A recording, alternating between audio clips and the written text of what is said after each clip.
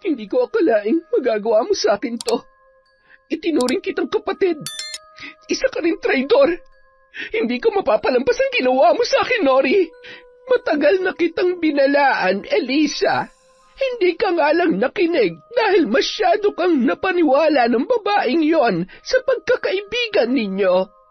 Para siyang anay na habang dumidikit sa'yo ay unti-unti kanyang sinisira. Ngayong alam mo na, ano ang gagawin mo? Linta! Tigilan niyo ako! Chong, tulungan niyo ang asawa ko. Gamutin niyo siya. Pagalingin niyo ang asawa ko. Taon 2008.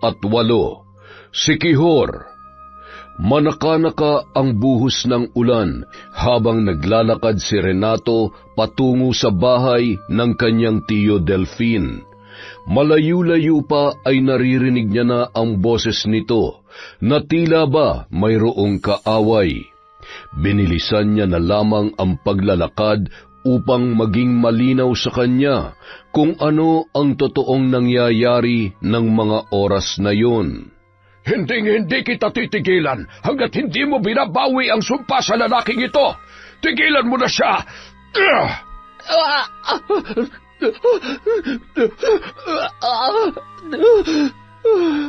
Ezekiel, gising! Ay, lahat ng paraan ay ginawa ko na. Pinakiusapan ng maraming beses at maging pananakot ay hindi umubra sa kanya. Napakalaki ng galit sa inang mambabarang na ito. Ay... Chong, ano nangyari sa kanya? Nadali ng isang mabagsik na mambabarang. Mukhang malaki ang atraso.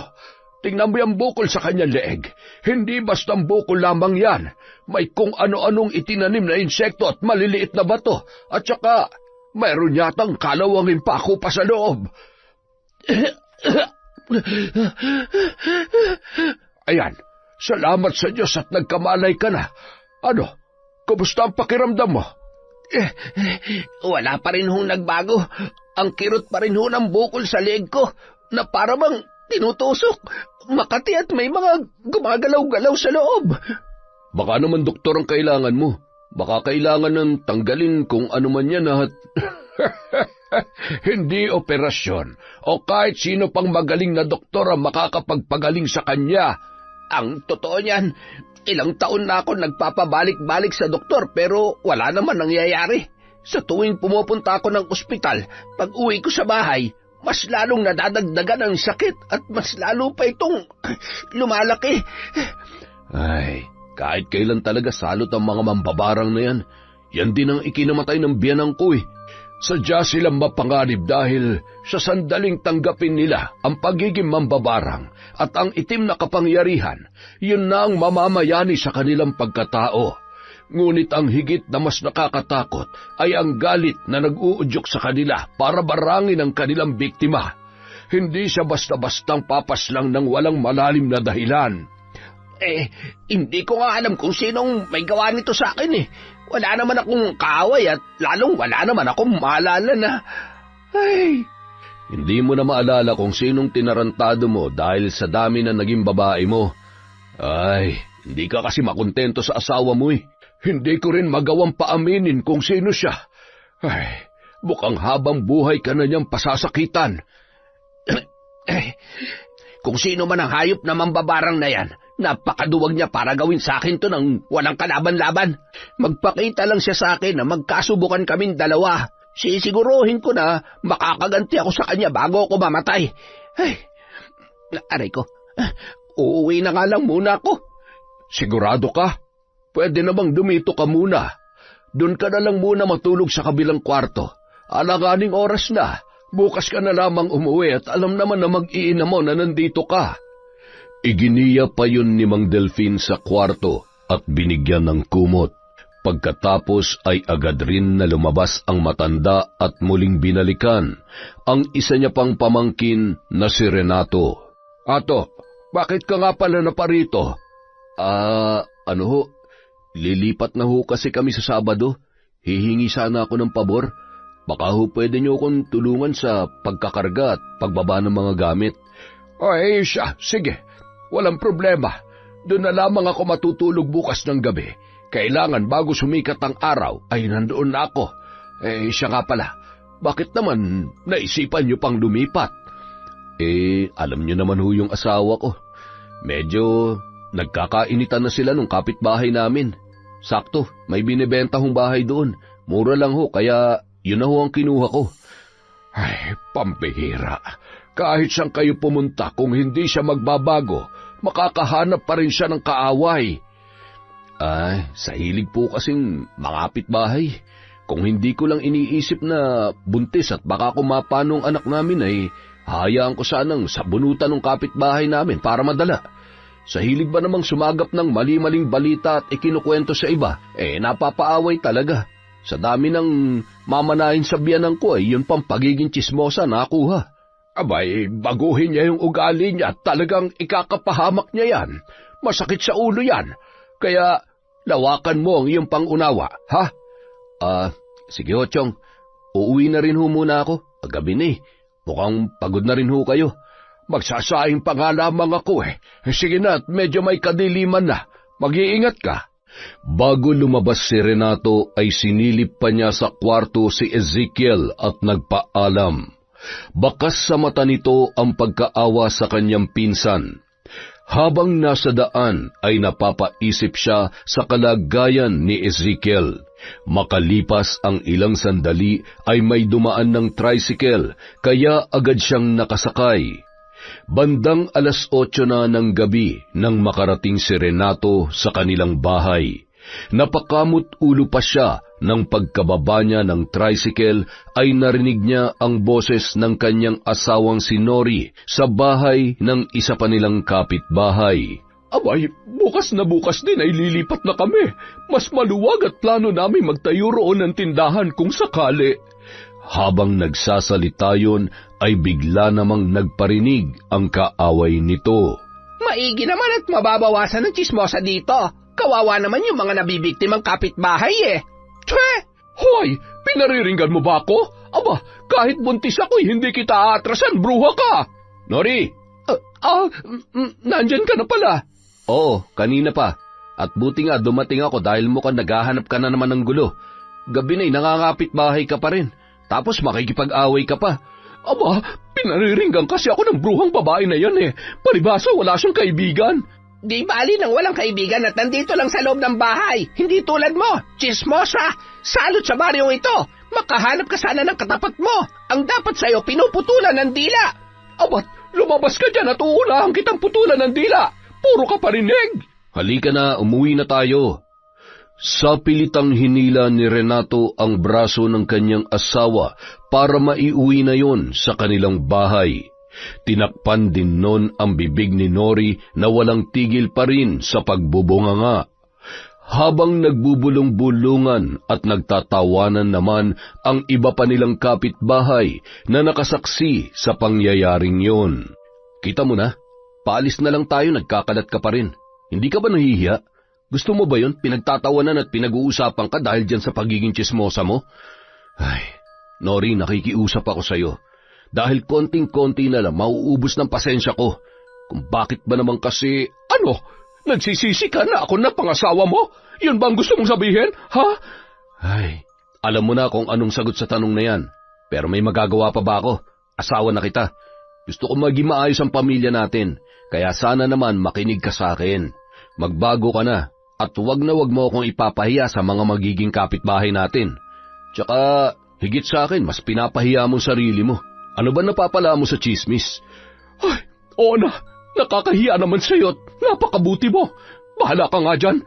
Ay, kumain ka mag-isa mo. May tira pang ulam kanina. Yun na lang ang ulamin mo. Kumain na ako. Gusto ko nang matulog. Ay, nakakapagod talaga ang araw na to. Kita mo na?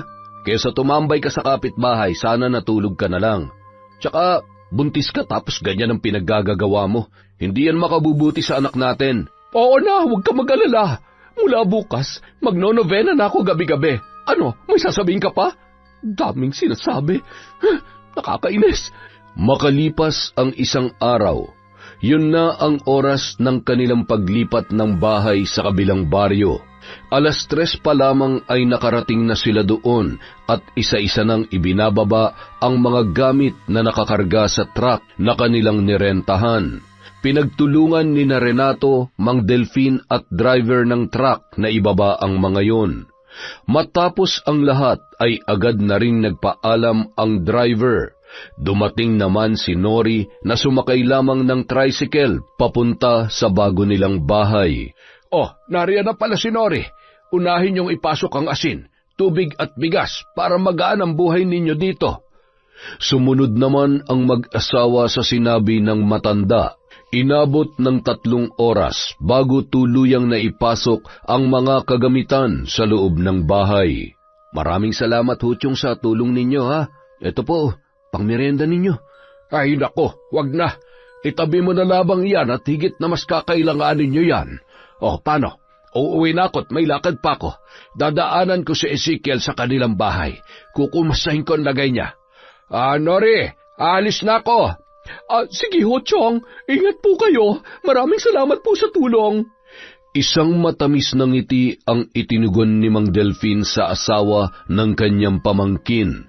At kumaway pa yon bago tuluyang humakbang papalabas ng bahay. Habang naglalakad, may nakita siyang matanda na nagmamasid sa labas ng tarangkahan. Nagkatinginan pa sila sa mata. Nakaramdam siya ng kakaibang enerhiya na hindi niya maipaliwanag at mas lalo siyang kinilabutan nang maramdaman niya ang pag-init ng kanyang medalyon. Hinawakan niya yon at nang muling nilingon ang matanda ay bigla na lamang yung nawala sa kanyang kinatatayuan. Nagpalinga-linga si Mang Delfin at patuloy na hinanap ng kanyang mata kung saan pumunta ang matanda. Hanggang sa matanaw niya ang isang lumang bahay. Doon ay natanawan niyang nakaupo sa balkonahe ang matanda at nakatanaw pa rin sa kanya. Tumango-tango si Mang Delfin at kinapa ang kanyang medalyon, ngunit humupa na ang init noon. Lalo pang kumalma ang kanyang pakiramdam nang nilapitan siya ng isang bata. Hello po! Oh, bata. Pwede ba magtanong? Sige po. Ano po yun? Kilala mo ba kung sino yung matandang... Si Lola Flora po ba? Siya po ang may-ari ng bahay na yan. Sabi po ng mga kalaro ko. Hindi pa man natatapos ang kanyang sasabihin ay bigla namang tinawag yon ng nanay nito na si Eliza. Isa sa mga magiging kapitbahay ng mag-asawang Nori at Renato. Tonton? Tonton! Nay, sandali lang po. Bata, sandali! Mula sa di kalayuan, napansin ni Renato na hindi pa tuluyang nakakaalis ang kanyang tiyuhin. Kaya naman nagmamadali yung lumabas at tumungo sa kinatatayuan ni Mang Delfin. Chong, may problema po ba? May naramdaman lang akong kakaiba sa matanda na nakatira sa bahay na yan. Pakiramdam ko ay isa siyang mambabarang o hindi kaya ay mangkukulam. Mag-iingat kayo't paalalahanan mo rin ang asawa mo. Mahirap na. Hindi basta-bastang kalaban ng isang nilalang na may taglay na itim na kapangyarihan. Sige na, umiwas na lamang kayo kung kinakailangan, ha? Bumalik ka na sa ginagawa mo't paalalahanan mo agad si Nora tungkol sa bagay na ito. Papasyalan ko na lamang ulit kayo dito. Bahagyang tinapik ni Mang Delfin ang balikat ng kanyang pamangkin bago tuluyang naglakad patungo sa paradahan ng tricycle. Samantala, Anak, sinabi ko naman sa'yo, huwag ka makikipagkwentuhan sa kung sino-sino. Paano kung, Nanay, mukha naman po siyang mabait tsaka nagtatanong lang naman po siya. Nangangatwiran ka na naman kay Nanay, ha? Mabuti patulungan mo na lang ako. Ilalabas ko lang tong mga lutong ulam at sigurado, maya-maya dadagsana ang mamimili. Sige po, Nay. Ako na po magliligpit at maghuhugas ng mga pinaglutuan ninyo. At saka, Nanay, pwede po bang... Oo, nariyan ang pagkain para sa pinakamamahal kong si Tonton. Salamat po, Nanay. Sa kabilang banda... Oh, ano? Anong sabi ng Chong? Ang sabi niya, mag-iingat raw tayo sa nakatira dyan sa malaking lumang bahay. Ha?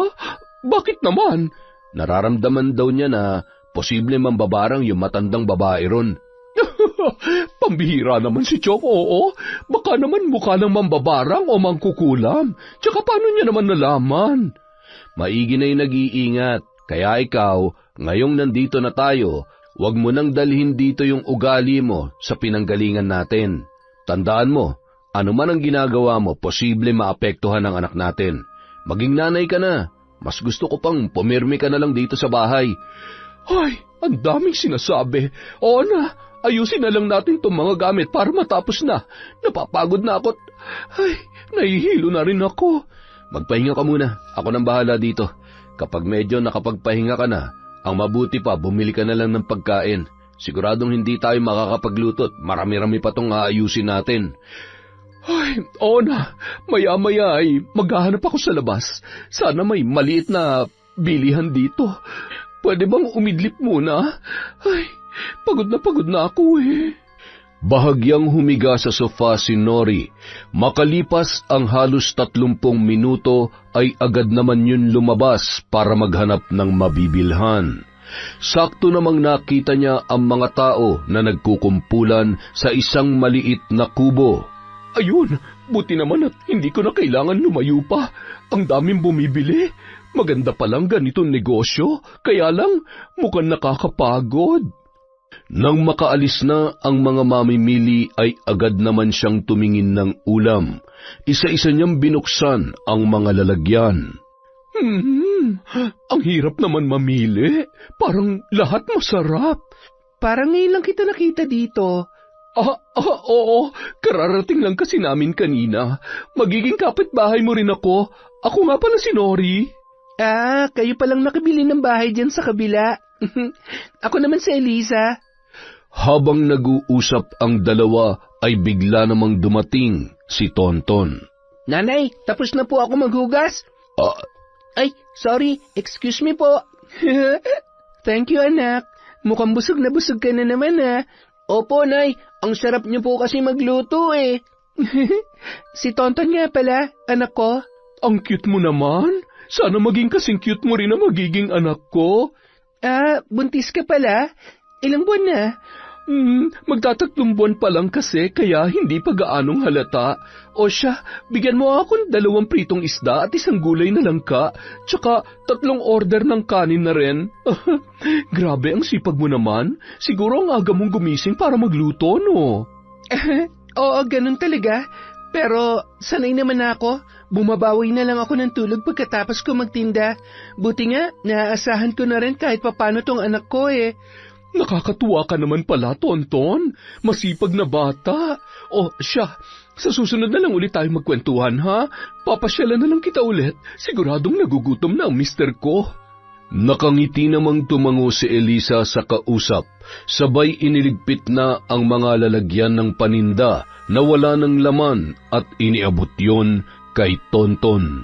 Napalingon pang muli si Nori sa mag-ina. Siguro iniwan siya ng asawa niya o hindi kaya naanakan lang siya. Ang gwapo nung bata. Siguro ampun lang yun.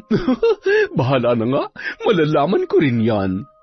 Nang makarating sa bahay ay agad na silang kumain. Matabang naman yung gulay, tinipid pa sa gata. Alam mo sa tingin ko, kung ako magtitinda, sigurado mawawalan siya ng customer. Diba? Hindi naman masarap eh. Okay naman masarap naman. Ganito talaga pag paninda, kumain ka na lang. Kakalipat lang natin, nagsisimula ka na naman eh. Nanahimik na lamang si Nori at nagpatuloy sa pagkain nang mapansin na nagagalit na naman sa kanyang inasal ang kanyang asawang si Renato. Lumipas ang mga buwan, naging malapit si Nori kay Eliza. Ikinatuwa naman ng babae ang pagiging malapit sa kanya ni Nori. Madalas ay nasa bahay niya yon, lalo na kapag nasa trabaho si Renato o di kaya ay nasa may kubo kung saan doon siya nagtitinda ng ulam. Nang binyagan ang bata ay kinuha pa siya nitong ninang. Isang araw habang nakaupo si Nori sa loob ng kubo at karga-karga ang kanyang anak, dumating si Lola Flora. Nakatalukbong yon ng itim na tela at malagkit na nakatingin kay Nori. Lola Flora, ito na po yung ulam nyo. Salamat, Elisa. Ito ang bayad ko. Huwag na ho. Ilaan nyo na lamang po yan para sa iba nyo pang pangangailangan. Ito po ang sabaw para mas masarap ho ang kain nyo. Maraming salamat. Napakabuti mo talaga, Elisa. Walang anuman po, Lola. Basta kapag nagugutom po kayo, punta lang po kayo sa akin, ha? Nagpalinga-linga muna ang matanda bago tuluyang umalis. Tumayo pa ng bahagya si Nori upang masiguro na nakalayo na si Lola Flora. Mare, totoo ba yung naririnig ko tungkol kay Lola Flora? Na isa siyang mambabarang? Hindi naman totoo yan. Mabait si Lola Flora. Hindi lang siya gaanong naglalalabas at matanda na. Isa pa, kung sakaling totoo man, wala naman tayong dapat ikatakot, lalo na't wala naman tayong kasalanan sa kanya. Sabagay, pero nakapagtataka lang na nakakaya niya mabuhay na mag-isa sa malaking lumang bahay na yan. Mahigit 1 taon na rin kami rito pero ni minsan wala man lamang ako nakita na kamag-anak na dumalaw sa kanya. Siguro dahil kahit sarili niyang kamag-anak ay natatakot sa kanya. Hindi naman. Matandang dalaga kasi si Lola Flora. Yung mga kapatid niya patay na at yung mga pamangkin niya naman nasa ibang bansa na raw. Ganun ba? Habang patuloy sa pag-uusap ang dalawa, ay bigla namang dumating si Renato. Oh, nandito pala mag-ina ko. Oh, bakit ka umuwi? May bigla ang lakad yung may-ari ng bahay Bukas na lang daw, sayang nga yung pamasahe. Pero okay na rin, medyo masama ang pakiramdam ko Mare, kumusta? Luma na tong kubo mo Kapag ipapaayos mo, sabihin mo lang para kapag linggo pwede kong ayusin. Palakihin mo kaya to para pwede na rin kumain mismo dito yung mga customer mo. Naisip ko na rin yan, pare. Sige, sasabihan na lang kita. Salamat, ha? Nasan si Tonton? Pumasok sa eskwela Buti hindi pa dagsa ang mamimili ngayon. Nako, medyo maaga pa kasi. Mamaya siguradong hindi na naman ako magkakanda o gaganyan. Grabe, napakasipag mo talaga. Kargahin mo nga tong anak mo. Tara na, umuwi na tayo. Sige, Mari ha, mamaya na lang ulit. Napansin ni Elisa ang pagbabago ng timpla sa mukha ni Nori, ngunit ipinagsawalang bahala niya na lamang yun. Samantala, nang makarating ang mag-asawa sa kanilang bahay, ay agad namang inilapag ni Renato ang anak sa higaan nito. Ay nako, ang nanay mo talaga, napakainit, iginagala ka pa. Sus, kunwari ka pa, mukha namang masaya ka na nandun kami at nakapag-usap kayo ni Elisa. Talagang igagawa mo siya ng karinderya? Baka gusto mo rin i-repair yung kusina niya para mas masaya. Teka nga, nagsiselos ka ba? Bakit? Akala mo ba hindi ko napapansin kung paano mo siya tingnan at gaano ka kasaya kapag kausap mo siya? Hindi ka na nahiya sa harap ko pa talaga? Tumigil ka nga. Hindi ko alam yung sinasabi mo. Kumare natin yun. Sino pa ba magtutulungan kundi tayo-tayo lang? Napakamalisyosa mo talaga. Ano ba nangyayari sa'yo? Tsaka, ipagpapalit ko ba naman kayo ng baby natin? Ay nako, makapagluto na nga lang muna at baka nagugutom ka lang kaya umiinit yung ulo mo. Ay, isa rin ang Elisa na yun. Kung naghahanap siya na magiging tatay ng anak niya, aba, huwag ang asawa ko kung ayaw mo masira ang buhay mo. Mula nung araw na yun, naging sunod-sunod ng nakaramdam ng selos at inggit si Nori para sa kanyang kumaring si Eliza. Kasabay kasi noon ay ang malaking pagbabago ng kanyang katawan. Isang araw, habang ginagawa ni Renato at ng kaibigan nito ang maliit na karinderya ni Eliza, ay pasimple namang nagmamasid si Nori sa di kalayuan, habang karga niya ang kanyang anak. Magmerienda muna kayo, ipinagtimpla ko kayo ng juice.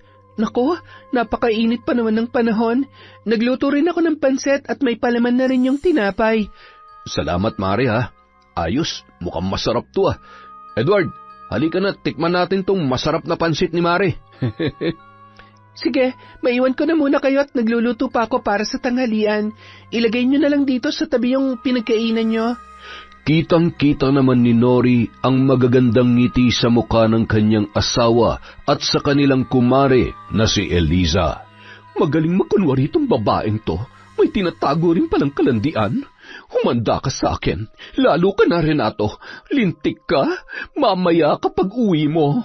Nanggagalaiti siyang umuwi at hindi mapakali sa loob ng kanilang bahay habang nag-iisip kung ano ang pwede niyang gawin.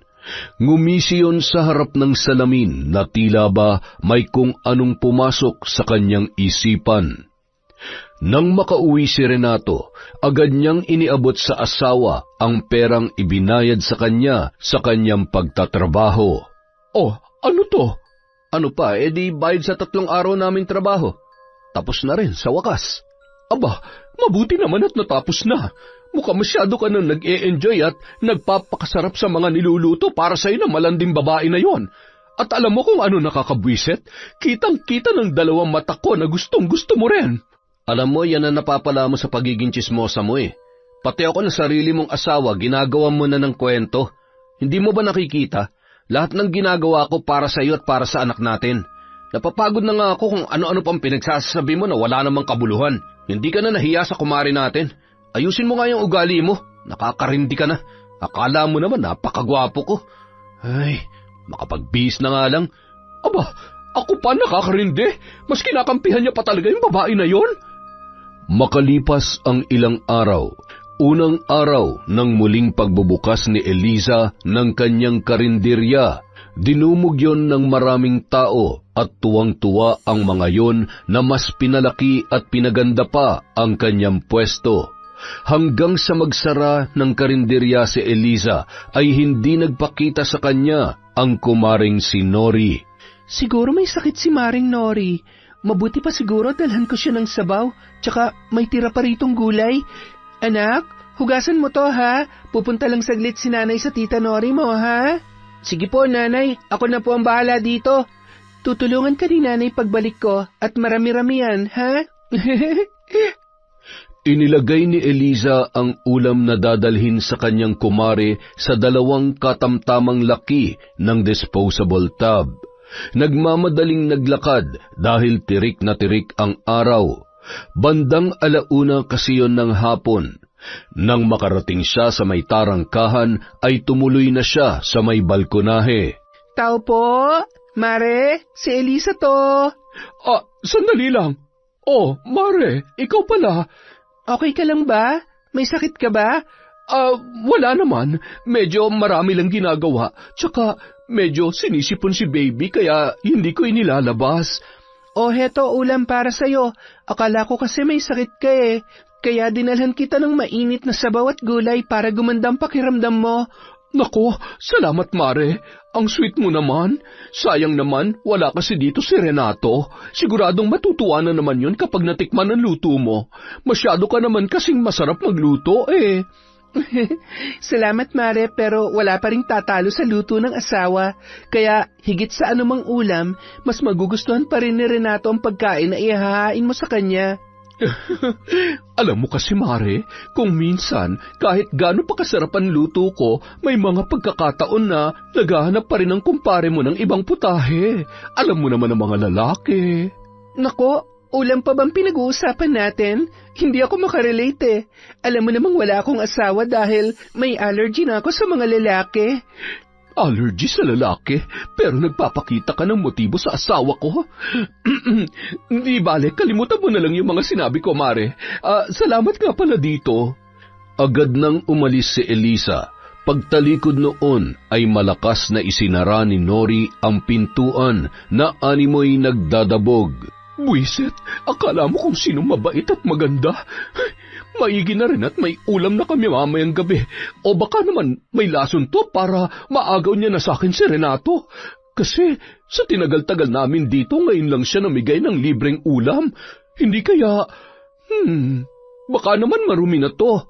Nadapuan ng langaw, pero mainit-init pa naman. Sayang naman ang grasya.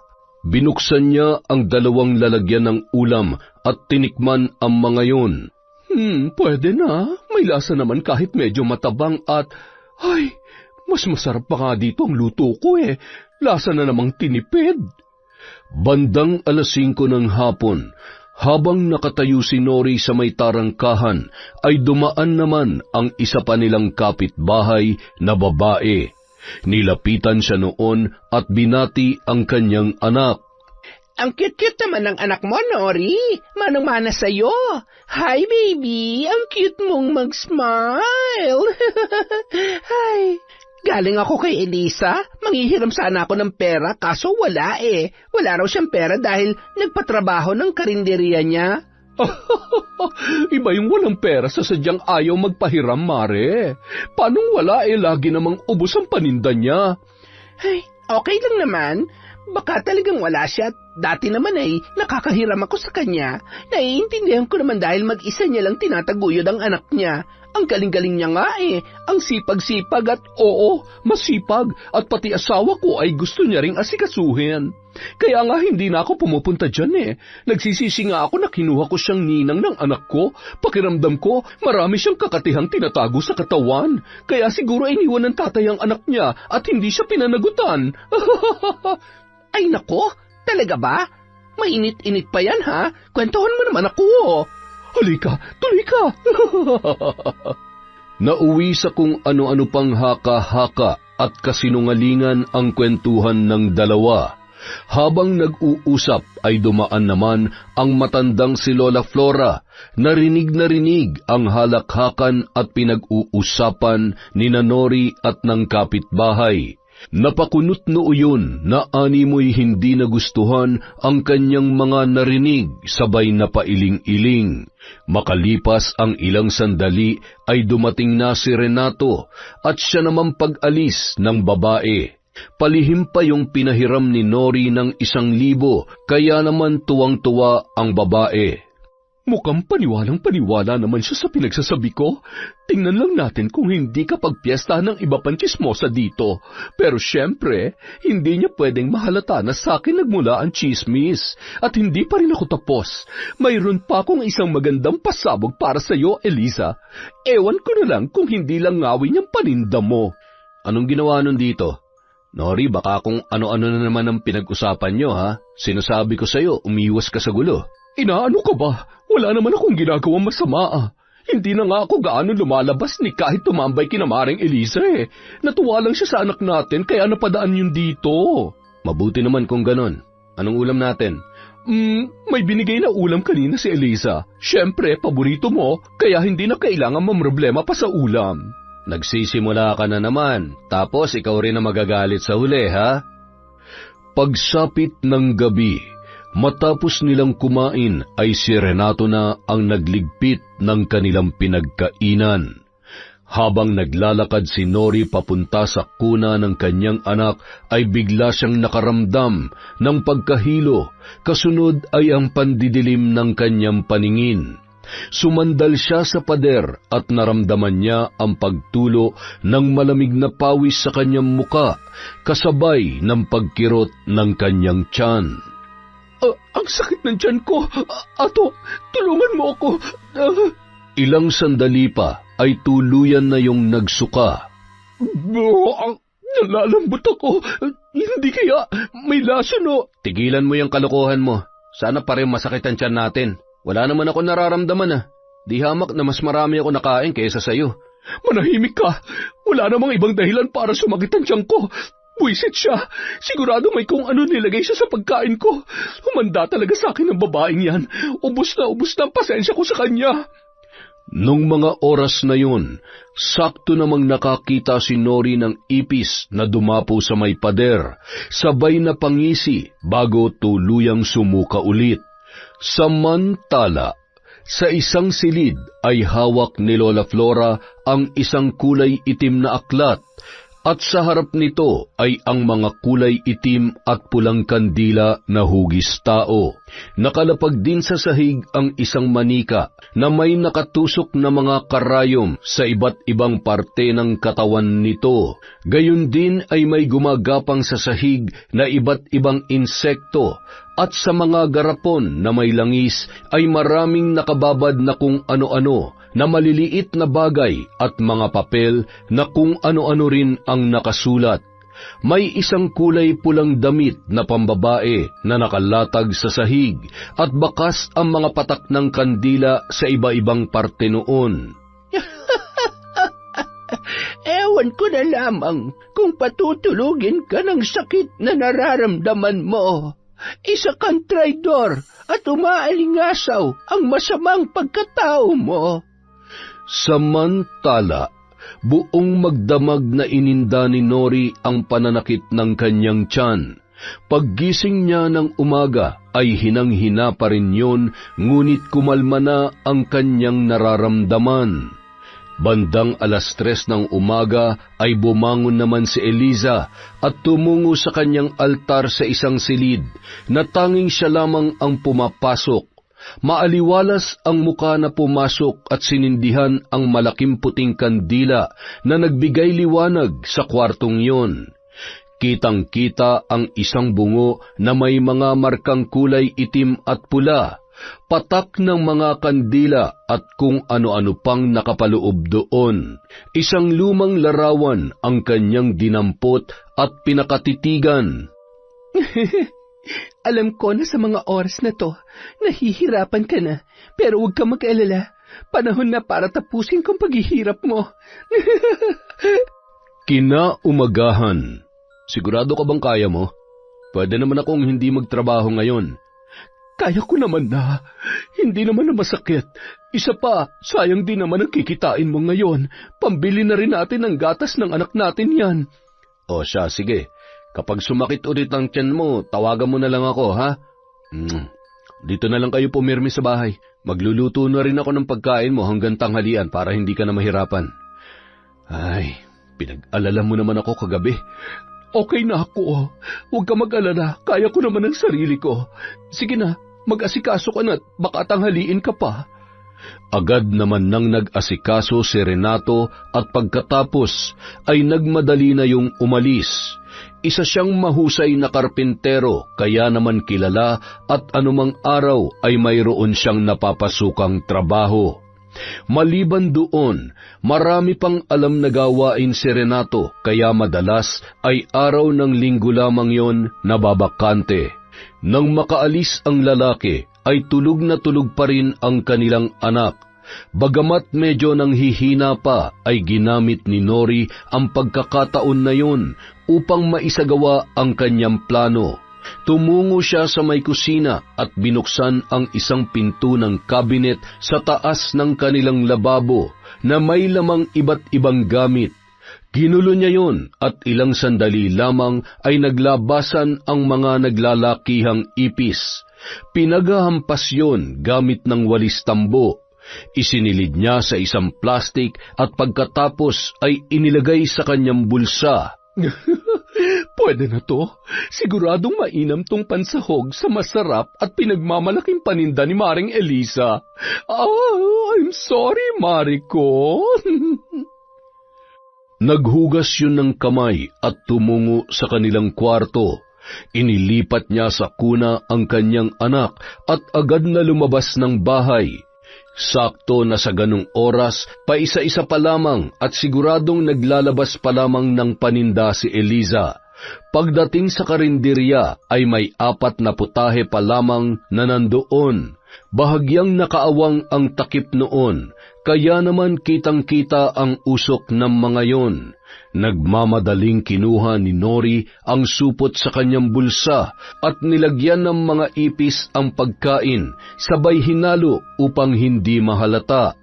Matapos maisagawa ang kanyang plano ay nagtatakbo na yon para umalis.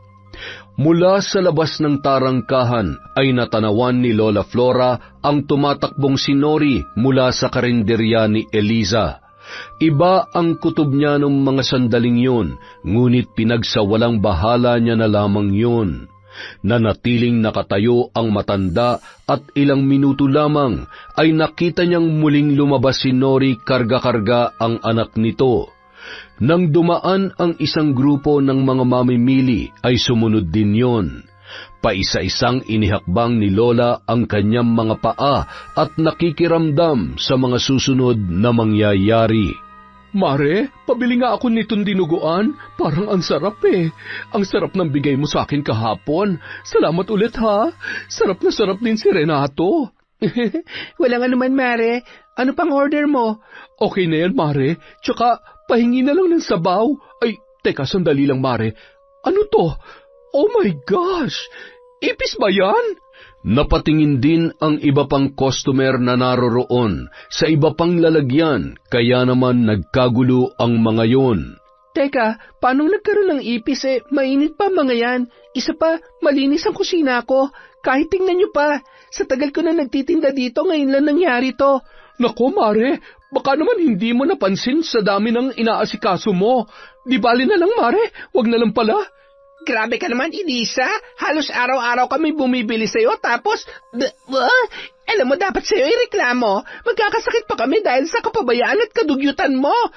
Hindi totoo yan. Sandali, saan kayo pupunta? Saan galing ang mga ipis na to? Sigurado ko na... Ay, kumalma ka na lang, Mare. Wala naman na tayo magagawa. Wala eh, meron kasi talaga. Siguro hindi mo lang talaga napansin. Naku, sana wag naman sila magreklamo kay Kapitan. Kung hindi, baka maipasara tong karinderya mo. Sayang naman.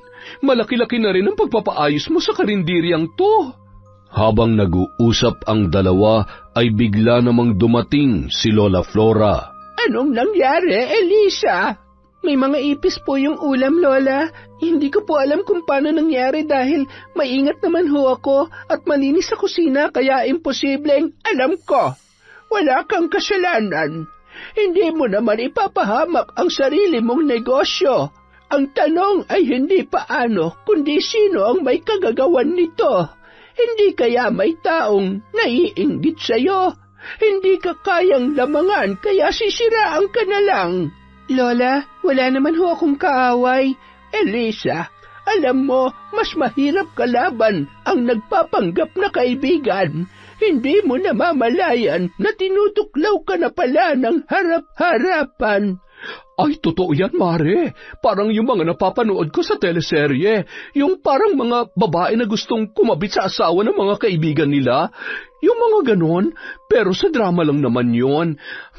Lola, sa tingin ko nagkataon lang to. Wala namang matinong tao na gagawa nito. Tama ka.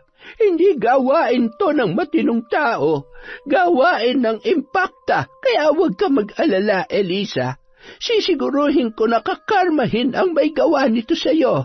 Pasasaan ba't babalik din sa'yo ang tiwala ng mga tao? Sana nga ho, Lola. Alam niyo namang ito lang ang meron kami ni Tonton. Sayang naman ang perang ipinampuhunan ko dito. Ang daming pagkain ang hindi mapapakinabangan. Okay lang yan, Mare. Makakabawi ka rin. Sige na, uuwi na kami ng anak ko at maya-maya ay paliliguan ko na to. Huwag ka naman problema. Ipagdasal na lang natin na hindi ka ireklamo at lalong hindi maipasara to. Saksakan ng kaplastikan. Nasisiguro ko na may kinalaman ka sa nangyari. Kapag nga naman inggit ang pinairal, hindi ka na nakontento pagkatapos mong siraan at gawan ng kung ano-anong kwento. Pati kabuhayan ng tao ay pineperwisyo mo pa. Mangiyak-ngiyak si Eliza habang isinasara ang kanyang karinderya at inililigpit ang kanyang mga paninda. Sinundan naman ni Lola Flora si Nori na noon ay masayang-masaya dahil naging matagumpay ang kanyang isinagawang plano. Hoy, babaeng chismos at inggitera! Nagpalingon-lingon pa si Nori, sabay na pakunot ang noo at paglingon noon ay nakatitig ng masama sa kanya si Lola Flora. Anong pinagsasasabi mo dyan, matanda ka? Bakit? Hindi ba? Magsinungaling ka na sa lahat. Pwera lamang sa akin. Hindi mo man sabihin ay basang-basa ko dyan sa mga kilos mo, lalong-lalo na dyan sa mga mata mo. Hoy, matandang ulyanin at ugod-ugod. Huwag kang basta-basta mambibintang, ha? Hindi ko gusto yung sinasabi mo. Wala akong ginagawang masama. Isa pa, magkumari kami. Kaibigan ko si Elisa at hindi ko yung magagawa sa kanya. Sige, panindigan mo ang pagiging sinungaling mo. Pagsisisihan mo kung bakit ganyan kasama ang ugali mo. Kaawa-awa naman ang anak mo dahil hindi ka magiging magandang ehemplo. Hoy, sino ka ba, ha? Para pati ang pagiging nanay ko ay questionin mo. Wala ka namang alam sa pagiging ina dahil isa kang matandang dalaga at kahit kailan, hindi mo mararanasan maging ina. Inirapan ni Nori ang matanda, sabay pumasok sa tarangkahan na hindi man lamang natakot sa kabila ng haka-haka tungkol sa pagiging mambabarang ni Lola Flora. Akala mo natatakot ako sa iyo? Subukan mo lang at ibubunyag ko ang lahat ng sikreto mo. Magsama kayo ni Elisa. Mga buwisit kayo sa buhay ko. Nang makauwi si Lola Flora, ay tumungo yun sa kanyang silid-tulugan at kinuha ang isang larawan na nakaipit sa isang notebook kung saan nakasulat ang mga pinagdaanan niya sa buhay mula nang siya ay dalaga pa lamang. Ang notebook na yon ang tanging nakakaalam ng kanyang nakaraan. Tumulo ang kanyang luha nang maalala ang gabi na itinuturing niya na isang napakalaking bangungot sa kanyang buhay. Manahimik ka na lamang at ibigay mong gusto ko kung ayaw mong basagin ko tong bungo mo. Isa lang naman ang gusto ko eh. Gusto ko mabigyan mo ako ng anak at pagkatapos nun, makakaalis ka na. Bibigyan kita ng pera at makakaahon ka na sa hirap. Di ba yun naman ang gusto mo? Makalaya sa pagiging hampas lupa at mabigyan ng magandang buhay ang mga kapatid mo? Paulit-ulit niyang naririnig ang mga halakhak na yun sa bawat pagpikit ng kanyang mga mata. Gayon din ang iyak ng sanggol na kanyang isinilang. Minsan ding nagsilang ng anak na babae si Lola Flora, ngunit dahil bunga yon ng pangahalay sa kanya ng kanyang amo, ay ipinaampun niya yon sa kanyang matalik na kaibigan, na hindi nagkaroon ng anak. Inilihim niya ang kanyang pagdadalang tao sa kanyang pamilya dahil ayaw niyang malaman ng mga yon ang masalimuot niyang pinagdaanan. Pinilit niyang muling bumangon hanggang sa nakahanap ng mabait na amo at ipinagpatuloy ang suporta para sa pag-aaral ng kanyang 4 na nakababatang kapatid. Nang matapos at magkapamilya ang mga yon, ay naiwan na siya sa bahay na yon. May kanya-kanya ng pamilya at may maayos ng buhay sa malayong lugar at siya naman ay naiwang mag-isa, nagsisisi na pinaampun niya ang kanyang anak. Sana pagdating ng araw, maintindihan mo kung bakit ko nagawa ang lahat ng yon. Sana'y matanggap mo ko sa buhay mo sa kabila ng mga pagkukulang ko sa iyo. Sana bago ko mawala sa mundong ito, ay mayakap man lamang kita at mahagkan.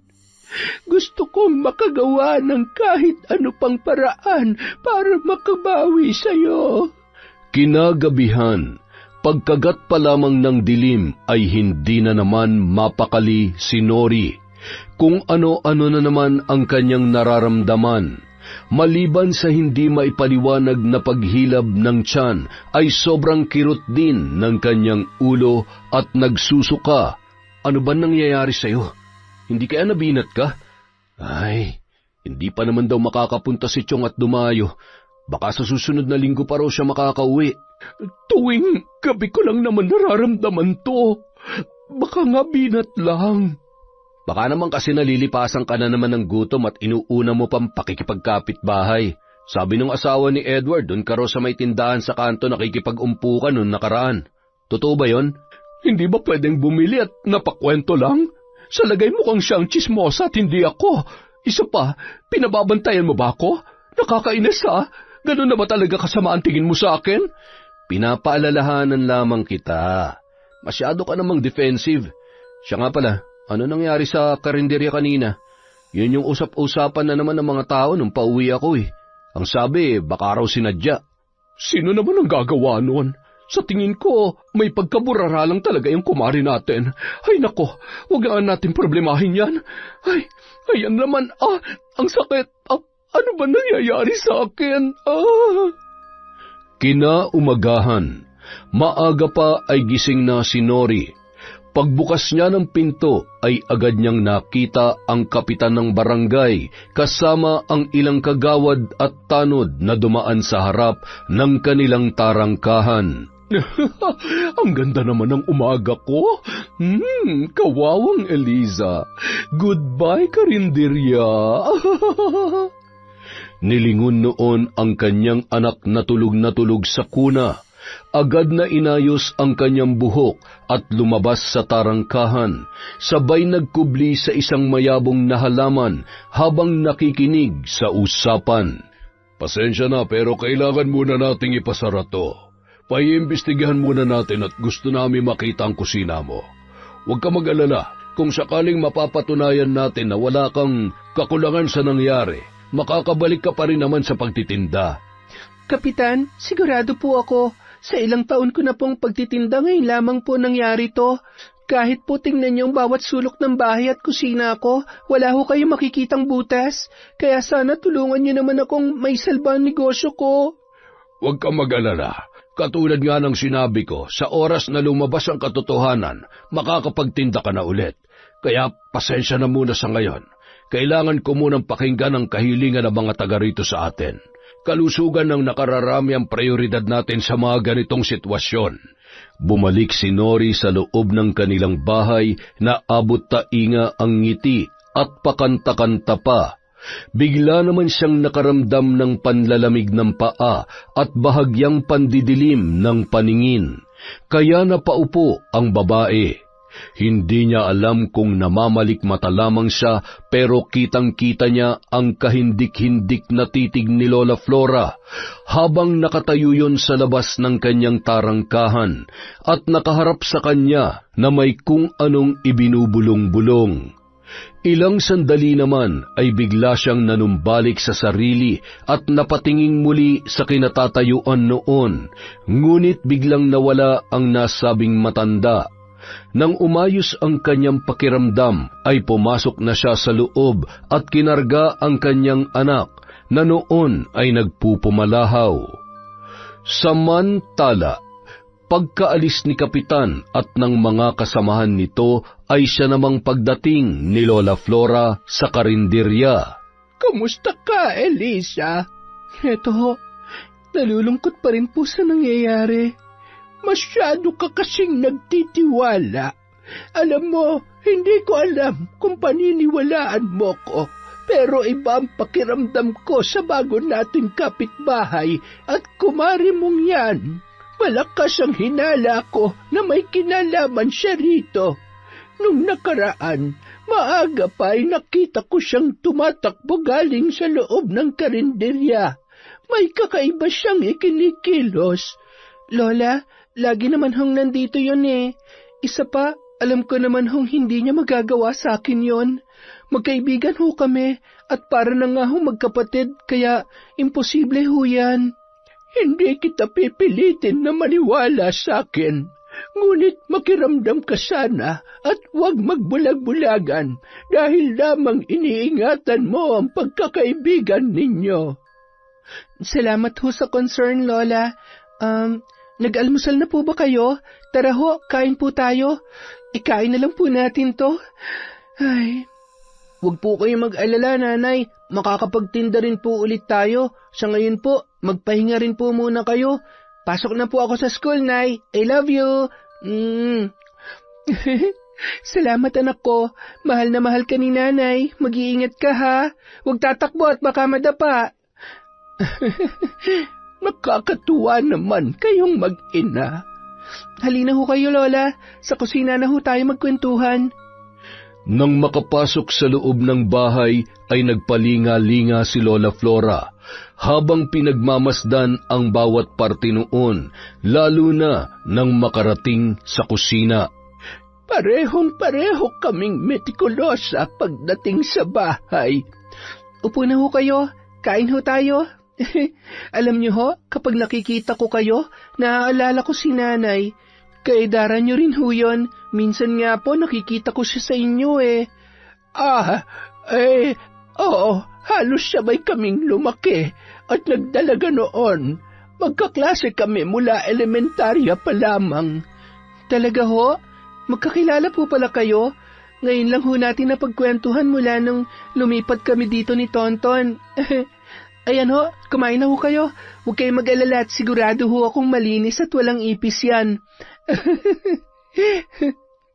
Mula nung araw na yun, nagde-deliver na lamang si Elisa ng pagkain sa bayan sa tulong ng kanyang mga kakilala. Natuwa siya dahil mas nadoble pa ang kanyang kita. Makalipas ang ilang buwan, nakabili siya ng bagong malaking refrigerator at mga gamit sa kusina. Yung karinderya na pinagtitindahan niya ay ginawa na lamang niyang lutuan. Paano kaya siya nakabili ng ref? Wala naman na siyang karinderya, tapos alis ng alis pa. Siguro may boyfriend na mayaman, o hindi kaya? May kababalaghan na naman sigurong ginagawa yang si Elisa. Okay na yan, basta wag lang ang asawa ko. In fairness ha, mukhang mas lalong umaasenso ang kumare mo, te. Ikaw, kumusta ka na? Parang nangangayayat ka. Naku, baka talagang ipagpalit ka na ng asawa mo niyan. Kakabantay mo kay Elisa. Hindi ka na nakakapag-ayos ng sarili mo. Ay siya, makauwi na nga muna at maglalaba pa pala ako. Napalunuklaway na lamang si Nori at natahimik. Tiningnan niya ang nanunuyot niya ng balat, pati na rin ang sahig na napakaraming buhok. Paunti-unting nalalagas ang mga yun sa hindi niya malamang dahilan. Patuloy pa rin ang pag-inom niya ng gamot sa pag-aakala na nabinat lamang siya. Sa kabila ng lahat, naging mabuting kaibigan pa rin si Eliza kay Nori. Madalas niya pa rin yung binibigyan ng pagkain at malugod namang tinatanggap yon. Kung ano-ano rin ang mga magagandang laruan na binibili niya para sa kanyang inaanak. Buong akala ni Eliza ay totoo ang pakikitungo nito sa kanya at lingid sa kanyang kaalaman ang iba't ibang mga kasinungalingan na kinukwento at ipinapakalat nito sa tuwing nakatalikod si Eliza. Isang gabi, pumunta si Renato sa bahay ng kanyang tiyuhin pagkagaling sa trabaho. Dadaanan niya sana yon at isasama sa kanila upang matingnan ang kanyang asawa. Pinatingnan niya na kasi yun sa doktor, ngunit wala namang matukoy na sakit. Nang makarating siya ay nakita niya ang asawa ni Ezekiel at 2 anak nito sa may balkonahe. Nababakas sa mukha noon ang pag-aalala. Agad niya namang binati ang mga bata at mabilis na pumasok para usisain ang lagay ng kanyang pinsan. Patawarin mo ako! Sus Mariosep, pumutok na malaking bukol sa kanyang leeg. Napakaraming uod at nana. Hindi ko na kaya. Agad na tumakbo ang kanyang asawa at ang mga anak papasok sa loob ng bahay at nagpupumalahaw sa pag-iyak. Nakakalungkot isipin na hindi ko nagawang pagalingin ang pinsan mo. Ginawa niyo naman ho ang lahat para matulungan siya. At saka, mas mabuti na rin yan dahil ilang taon na siyang pinahihirapan ng mambabarang na may gawa sa kanya niyan. Isang babae mula sa kanyang nakaraan na may gawa nito. Hindi ko matukoy ang kanyang pangalan, ngunit sa pakikipag-usap ko sa kanya sa aking ritual, namumukaan ko siya kahit paano. Ano nga palang ipinunta mo rito, Renato? Gusto ko sanang tingnan niyo rin ang lagay ni Nori. Pakiramdam ko po kasi napaglalaroan din siya dahil ilang buwan na ho siyang hindi makatulog na maayos. Nangangayayat na rin ho. Sa tuwing sumasapit ang gabi kung ano-ano ho nararamdaman niya. Sinabi ko naman sa inyo, hindi ba? Malamang ay napaglalaroan na siya ng matandang mambabarang na kapitbahay ninyo. Sigurado may kalokohang ginawa yung asawa mo. Wala naman ho siguro. Nakikita ko naman ho ang pagbabago ng asawa ko. Hindi naman ho siya katulad ng dati lalo na't abala siya sa bahay at hindi na siya makalabas dahil busy po sa pag-aalaga kay baby. Ay, sige. Hayaan mo't pagkatapos nating maipalibing itong pinsan mo, dadalaw ako sa inyo. Nang sumunod na gabi, yun ang unang lamay para kay Ezekiel. Hindi man gaanong maganda ang pakiramdam ni Nori ay pinilit nitong pumunta sa bahay noon. Nagpasama siya kay Eliza na noon ay nais ring makiramay. Habang nasa biyahe, pamilyar si Eliza sa lugar na dinaraanan nila at naging mas malinaw ang kanyang hinala nang makarating siya sa bahay na kanilang pupuntahan at nakita ang isang babae na nakaupo sa tagiliran ng kabaong ni Ezekiel. Talaga bang ipinahintulot ng pagkakataon na makita kong kamatayan ng hayop at walang konsensyang lalaking ito? Mabuti naman. At sa wakas, makakapagpahinga ka na. Amanos na tayo, Ezekiel. Nakaganti na ako sa pag-iwan at panloloko mo sa akin noon. Lumakad si Eliza papalapit sa kabaong at marahang pinagmamasdan ang muka ni Ezekiel sa loob noon. Katabi niya si Nori na noon ay kausap ang asawa ng namayapa. Tatagan mo ang loob mo para sa mga anak mo. Kaya mo yan. Umirap lamang si Eliza sabay ibinalik ang tingin sa kabaong ni Ezekiel habang pinipigilang tumulo ang kanyang luha at inaalala kung paano siya pinagtaksilan nito. Eto ang pera. Kakailanganin mo to para ipalaglag ang batang yan. Ikakasal na ako. Pasensya na pero hindi mo pwedeng ituloy ang pagbubuntis mo. Ayaw ko masira ang relasyon namin ni Carmen. Hayop ka! Napakasama mo! Napakasinungaling mo! Paano mo nagawa sa akin to? Pinagkatiwalaan kita! Wala akong panahon sa kadramahan mo, hoy. Isa pa, dugo pa lang naman yan. Masyado ka pang bata para maging ina, kaya sundin mo na lang ang gusto ko. Yan, dadagdagan kong pera. Basta huwag ka na magpapakita sa akin, ha? At huwag na huwag ka rin gagawa ng eskandalo sa araw ng kasal ko. Naintindihan mo? Ezekiel, sandali! Ezekiel, huwag mo akong iiwan! Ezekiel! Hayop ka! Pagbabayaran mong lahat ng to hanggang sa huling segundo ng buhay mo! Wala kang kwenta! Napalingon si Nori nang makita ang luha ng kanyang kaibigan. Oh, okay ka lang ba? Bakit ka umiiyak? Wala. Nadala lang ako sa pag-uusap ninyo at sa iyak ng asawa niyang pinsan ng asawa mo. Nakikiramay ako, Carmen. Kilala mo siya? Ayan, nabasa ko lang yung pangalan niya na nakaping sa kabaong. Mag-usap lang muna kayo. Magpapahangin lang ako sa labas. Agaw pansin naman kay Mang Delfin nang makita niya ang maamong muka, ngunit may kakaiba siyang naramdaman nang makita si Eliza. Hindi niya maipaliwanag kung bakit kinikilabutan ang kanyang buong katawan, lalo na nang magtama ang kanilang mga mata. Umupo lamang sa may labas si Eliza at tila may malalim na iniisip hanggang sa nilapitan yon ni Mang Delfin. Ngayon lamang kita nakita. Sinong... Magandang gabi ho. Kaibigan ho ako ni Nori. Isinama niya lang ho ako dito. Pasensya ka na.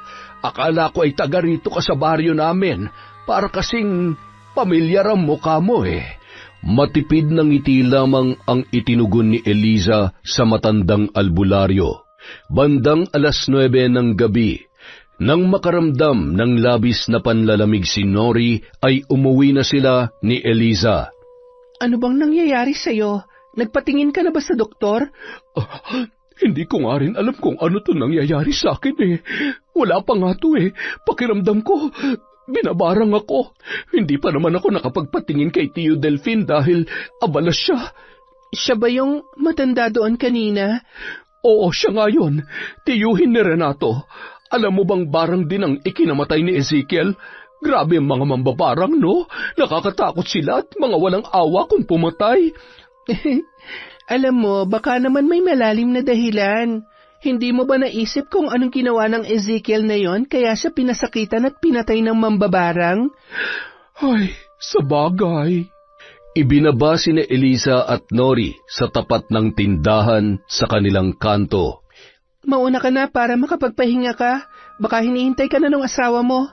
May bibilhin pa rin kasi ako. Ay, sige. Baka umiiyak na yung anak ko. Pinagtitinginan naman ng dalawa ng mga tsismosa na nakatambay pa rin sa tindahan. Pagkatapos bumili ni Eliza ay agad naman siyang kinausap ng isa sa mga yon. Alam mo, ang labo rin ng kaibigan mo, no? Kapag nakatalikod ka, ang daming sinasabi. Siya ang punot dulo ng kumakalat dito tungkol sa'yo. Magkaibigan ba talaga kayo? Anong ibig niyong sabihin? Anong kumakalat? Isiniwalat ng lahat ng mga naroroon ang tsismis na ipinapakalat ng kanyang kaibigan. Nag-init ang buong katawan ni Eliza at napakuyom ng kanyang kamao. Hindi ko akalaing magagawa mo sa akin to. Itinuring kitang para ko ng kapatid. Isa ka ring traidor. Hindi ko mapapalampas ang ginawa mo sa akin, Nori.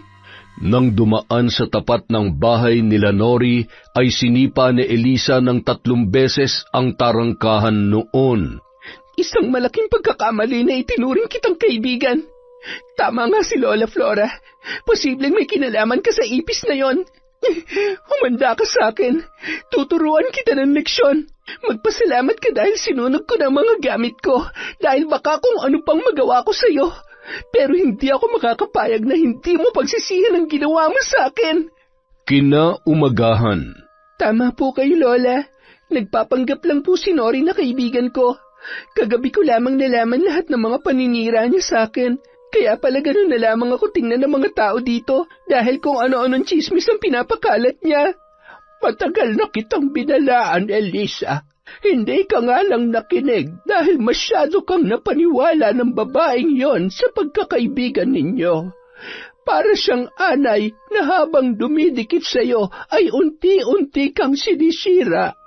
Ngayong alam mo na ano ang gagawin mo. Aasarin ko ho muna. At baka naman ho pwede niyo akong tulungan, Lola. Hindi niyo man po sinasabi. Alam ko at nararamdaman ko na may alam kayo sa paggamit ng itim na kapangyarihan.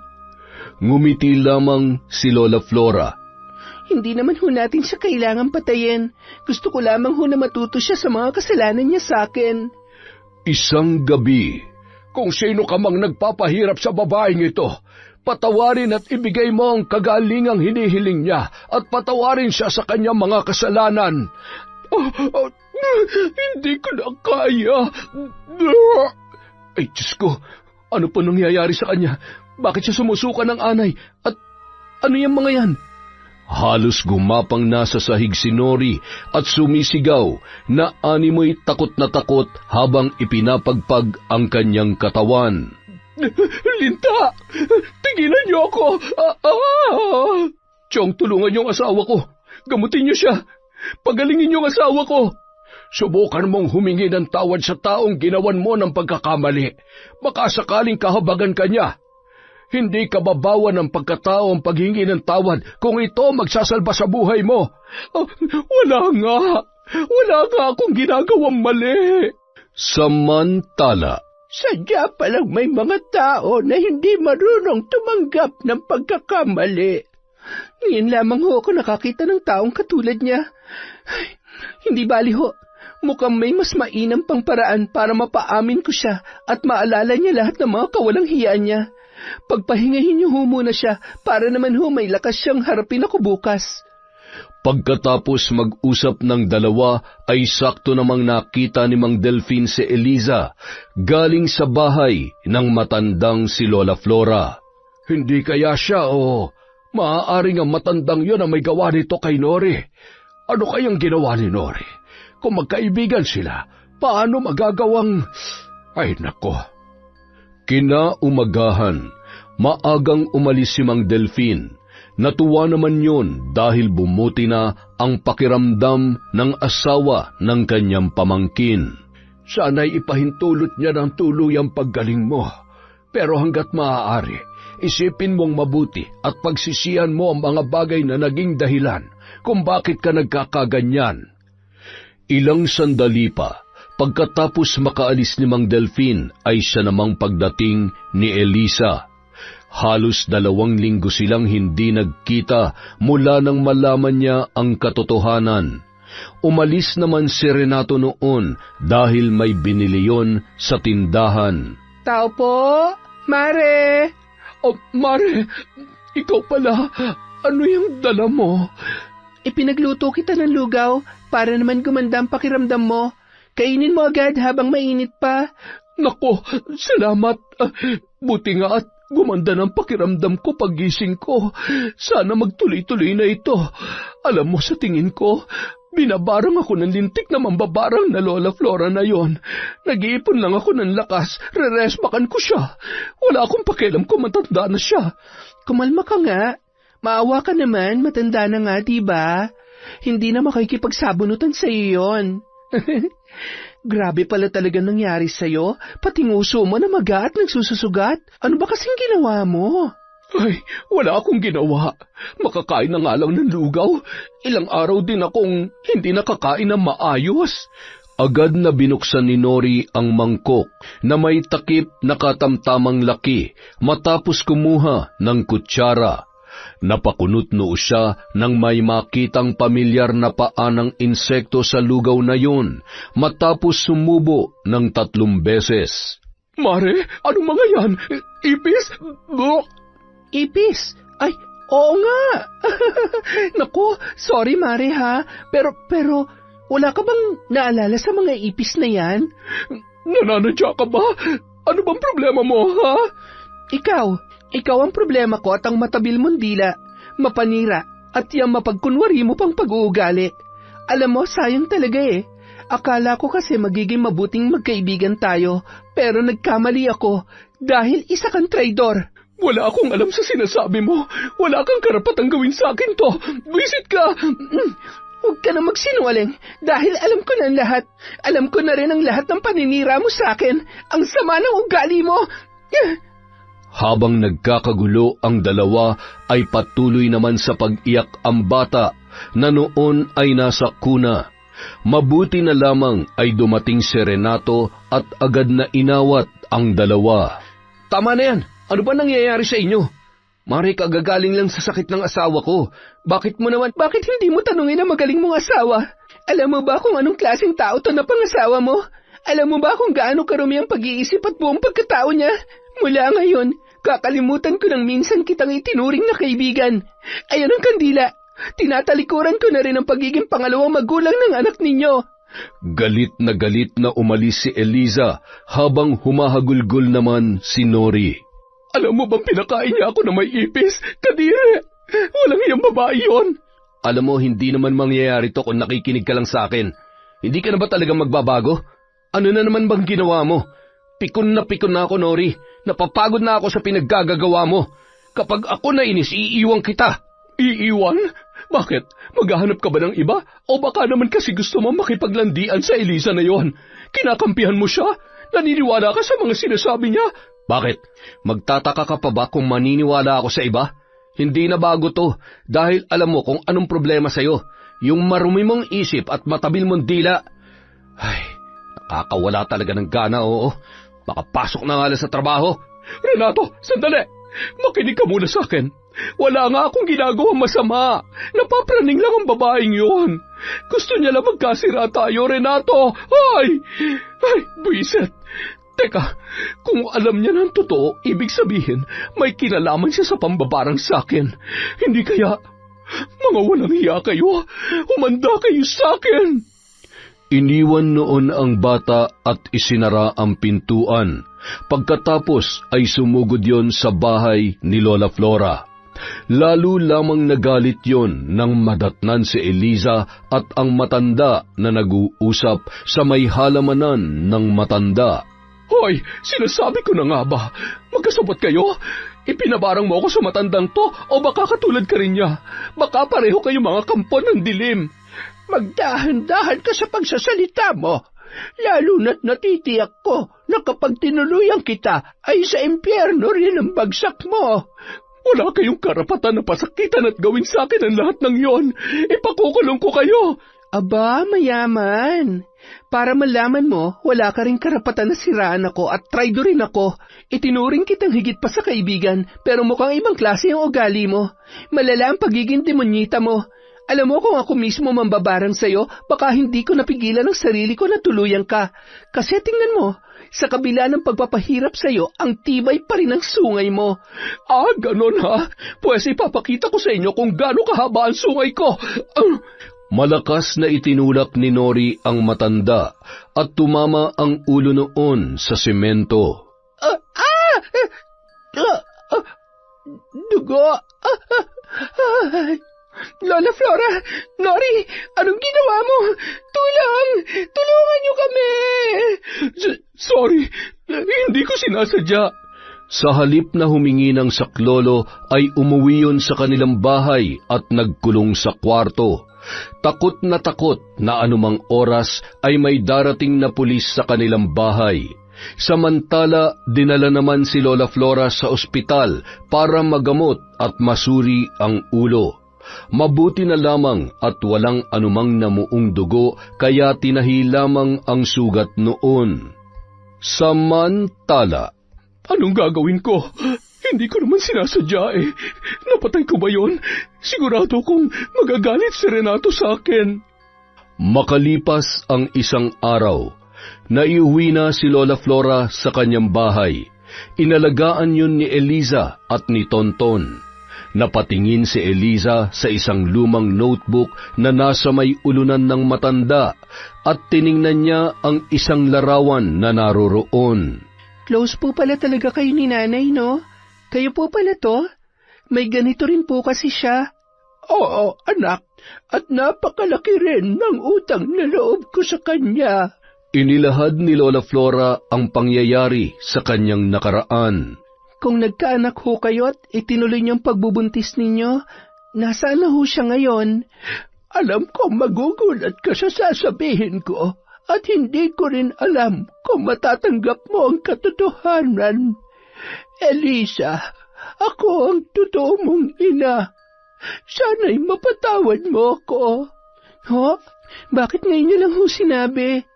Hindi naman ho ako magagalit kung ipapaliwanag niyo sa akin ang mga nangyari. Hindi ho madali ang pinagdaanan niyo, kaya naiintindihan ko po kung bakit gano'n na naging pasya ninyo. Ang tagal-tagal na ho nating magkakilala at nagkakausap, tapos kung hindi pa ho nangyari to, hindi ko pa malalaman ang totoo. Patawarin mo ako, anak. Nagpatalo ako sa takot. Naduwag ako. Natakot na magagalit ka sa akin. Mula ho ngayon, wala na kayong dapat ikabahala. Masaya na ho ako na magkasama na tayo. Kaya pala may mga pagkakataon na kapag tinitingnan ko kayo, iniisip ko na sana nanay ko kayo. At hindi ko maipagkakaila na nakikita ko ho ang sarili ko sa inyo. Kaya po pala kamukha ko kayo at ang gaan-gaan ng loob ko sa inyo, pati na rin po si Tonton. Habang nag-uusap ang dalawa ay siya namang pagdating ni Tonton. Nanay, kumusta na po si Lola? May masakit pa po ba sa kanya? Okay na, anak. Magpapagaling na lamang ang lola mo. Tonton, totoo mo siyang lola dahil siya ang totoong nanay ko. Talaga po? May lola na po ako? Oo, at gusto ko mula ngayon, palagi na tayo magkakasama. Makalipas ang isang linggo, isang malungkot na balita naman ang natanggap ni Nori. Ano? Hindi totoo yan. Hindi niya ako pwedeng iwan. Renato, paano na kami ng anak mo? Nasangkot sa isang aksidente sa kalsada si Renato dahilan ng pagpanaw nito. Dahil bago sa lugar ay iilan lamang ang mga naroon para makiramay at tumulong. Mula sa di kalayuan ay nakatayo sina Lola Flora at Eliza. Huwag mong sabihin na naaawa ka sa babaeng yan. Ay, hindi ko po maintindihan kung tama ba itong nararamdaman ko. Pero sa kabila po ng lahat ng ginawa niya sa akin, wala po akong ibang maramdaman kundi awa. Siguro naman po, pagkatapos ng lahat ng to, mapagtatanto niya ng mga pagkakamali niya. Elisa, saan ka pupunta? Hindi na napigilan pa ni Lola Flora si Eliza na lapitan ang kanyang kumare. Eliza, Anong ginagawa mo dito? Hindi ako nandito para makipag-away sa'yo. Nandito ako bilang kapitbahay na nakikiramay.